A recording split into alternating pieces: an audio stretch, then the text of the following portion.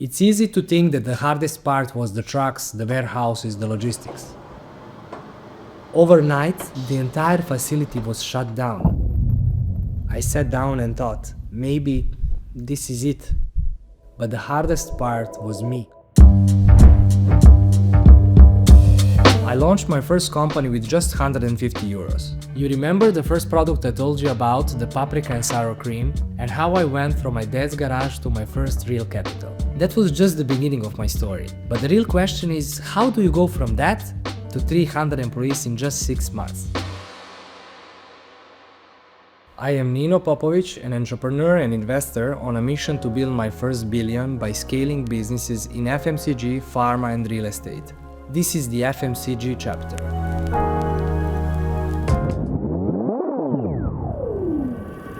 I ended up in Austria, learning German almost broke, with people around me telling me to get a normal job. But I couldn't switch off my radar for opportunities. So after every German class, I went to meet distributors, traders, and finally, I made a deal.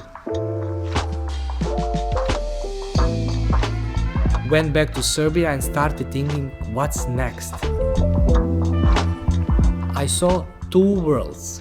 The big brands such as Coca-Cola, Pepsi, Ferrero, Mondelez, and of course the XU brands, the stuff that makes people from the Balkans feel like home in Germany and Switzerland. And then I noticed one simple thing.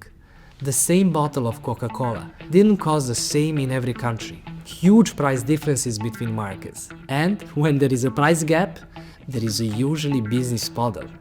Of course, if you are crazy enough to jump in.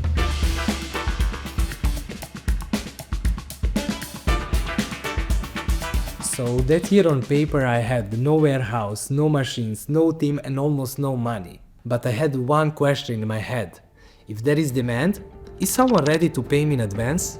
So I started saying yes. If someone asks, can you get me this product? My default answer would always be, of course, I'll handle it, even when I had no idea how. I remember one of those conversations led me to an older guy near Vienna. He lived on a golf course in a villa that looked like something from a movie. For 2 months he was testing me. Emails, calls, doubts.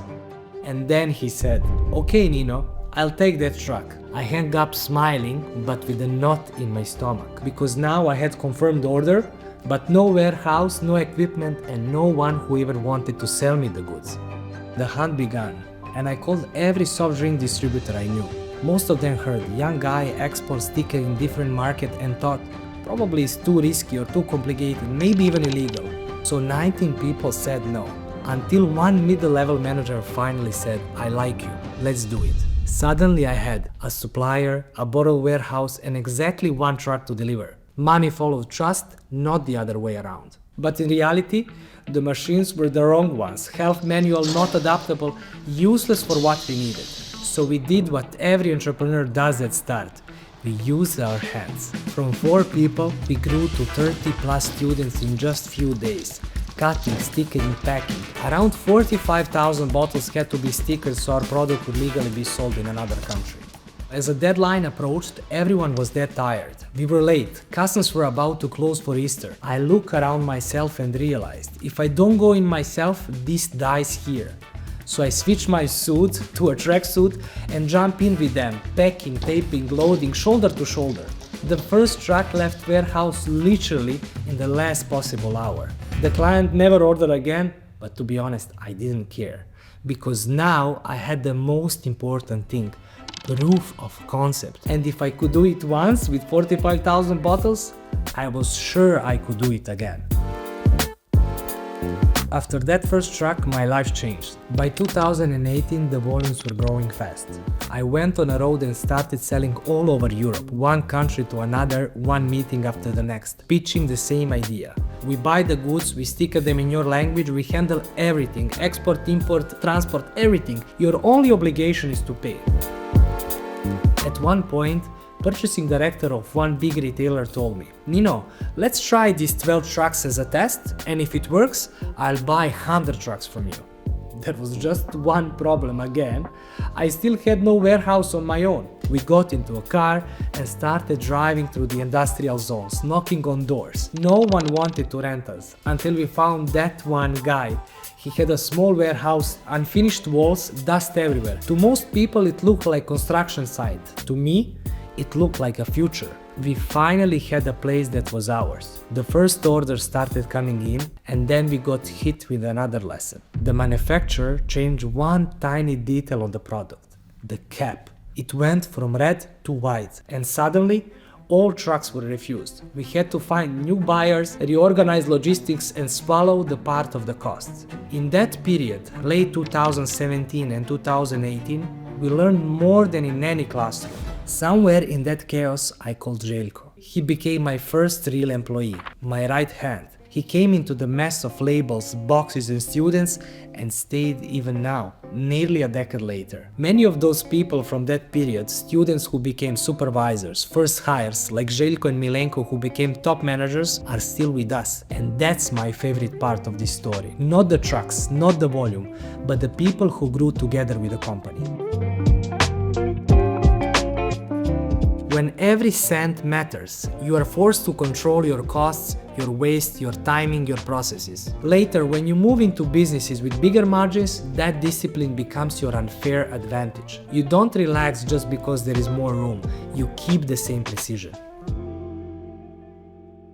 In less than 6 months, we went from few young guys in a borrowed warehouse to around 300 people rotating through shifts and hundreds of trucks per month leaving our facility. But one thing never changed. The job must be finished. The client must be happy. Somewhere between 2018 and 2019, we realized what really made us different. We built a full service model. From start to finish, we would handle everything. And we did it with one rule.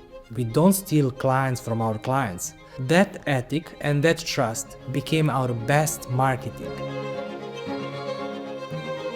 We had a new big warehouse that we wanted to fill even more, so we went where big players go, to international fairs. We didn't have €1,000,000 booths, we didn't know all the rules, so we had to be creative.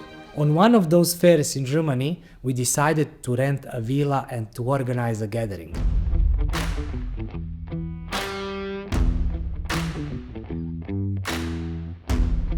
And instead of separating worlds, we did something most people are scared of.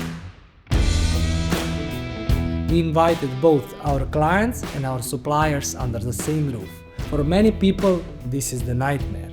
But to be honest, I wasn't afraid, because I knew our value. We connected people. We executed better than anyone else. We carried the operational risk.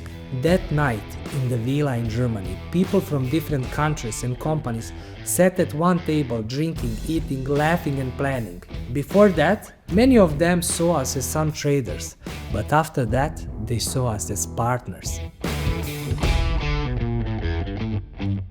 Then came 2020. Trucks started arriving, the warehouse was filling up, bank accounts were draining into inventory, and then one driver came that was infected with the new virus that nobody fully understood yet.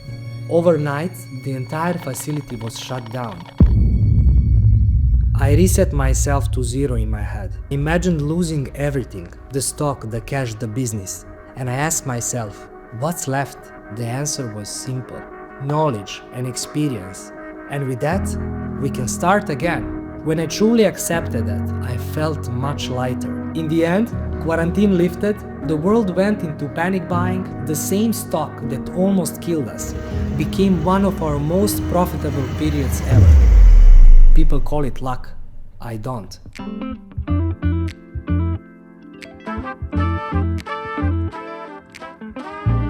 At the beginning, my vision was simple.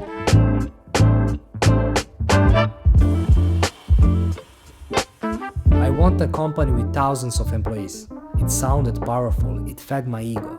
But later on I realized the real art is to do more with less people. But to do that, I had to grow out of my own chair. The real bottleneck is usually you. When I'm in the office, I become a bottleneck. But when I leave, people grow into the roles they were meant to have. If you want a business that can survive without you, you have to be ready to fire yourself. Today, that crazy experiment has a name. Doc's FMCG. We work with 1,200 companies across Europe. Today, a team of around 50 people runs a business that is almost 10 times bigger than before. Without this chapter, there is no pharma, no real estate, no family office, and no story about the first billion. When I look back now, FMCG looks simple, but it wasn't. It gave me the fast-track master in business, logistics, and people, and most importantly, in myself. And maybe, while you're looking at your own 45,000 bottles, you'll realize that this is exactly where your story starts.